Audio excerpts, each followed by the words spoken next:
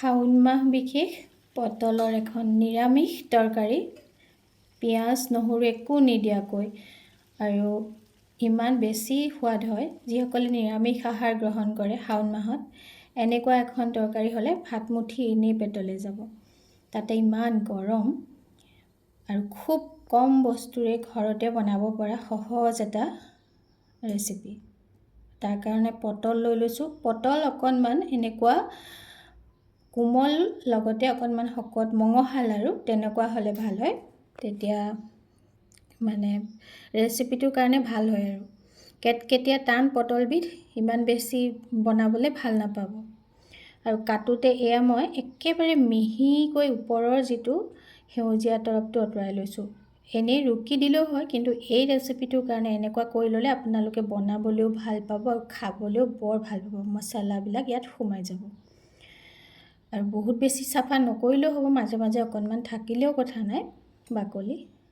এই জোখটোত মই এনেকৈ যিমানখিনি পাৰি আৰু ডাঠকৈ বাকলিটো গুচাই মঙহখিনি আঁতৰাই নেপেলাব। আৰু এতিয়া মূৰ দুইটাতে এনেকৈ কাট লগাই দিম। বহুত বেছি কাট লগাব দৰকাৰ নাই, একেবাৰে মাজলৈকে দৰকাৰ নাই। এনেকৈ গোটেইকেইটা মই কাট কৰিম। তেতিয়া নিমখ হালধি আৰু যিমান যি গ্ৰেভিৰ টেষ্ট তাত সোমাই যাব। প্ৰথমতে হালধি নিমখ অকণমান দি এইখিনি সানি লওঁ। এই তৰকাৰীখনত নিমখৰ পৰিমাণটোৰ ওপৰতো বহুত নিৰ্ভৰ কৰে। আপোনালোকে প্ৰথমতে ঢেৰ নিমখ নিদিব, ভাজোতে এয়া নিমখ জোখত দিয়া হৈছেই নহয়। নিমখ যিমান পাৰি একেবাৰে শেষলৈ এবাৰ টেষ্ট কৰিবলৈ ৰাখিব, তেতিয়াহে ভাল লাগিব খাই। জোখটো বেছি হ'লে বেয়া হ'ব। এতিয়া কেৰাহী এখন গেছত পাতি মাষ্টাৰ্ড অইল দি এনেকৈ অকণমান ফ্ৰাই কৰি ল'ম।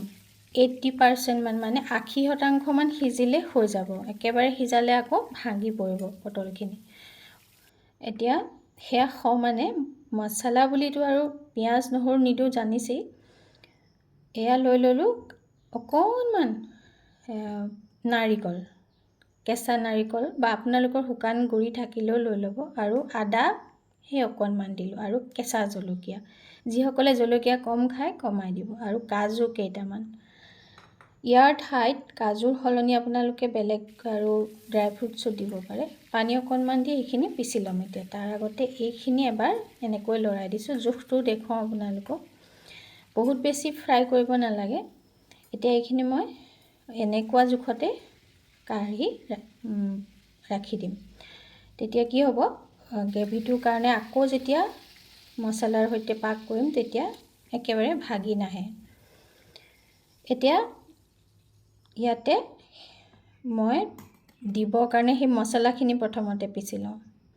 ধনিয়া অকণমান দি দিছোঁ আৰু নিমখ ইয়াতো অকণমান দিছোঁ দেই। প্ৰথমতে মই পটলখিনি ভাজোতে দিলোঁ, ইয়াত অকণমান দিলোঁ। এতিয়া আৰু নিমখ আচলতে নালাগিবই তৰকাৰীখনত। আৰু সেই তেলখিনিতেই লং ইলাচি ডালচেনি ফুটিবলৈ দি এই পেষ্টটো কাজুৰে সৈতে নাৰিকলৰ দি ভালকৈ এনেকৈ লৰালোঁ। তাৰপিছত ইয়াতে মই এতিয়া অকণমান লাল মিৰ্চ পাউডাৰ দি দিম। আপোনালোকে যদি নাখায় লাল মিৰ্চ পাউডাৰ নিদিলেও হ'ব।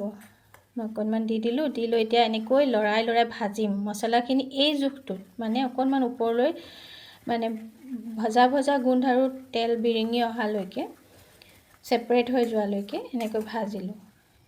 এতিয়া সেই পটলখিনি ইয়াতে দি দিম। গৰম ভাতৰ সৈতে মই খাবলৈ বৰ ভাল লাগে। যদি আপোনালোকে বনাইছে কমেণ্ট কৰি জনাবচোন।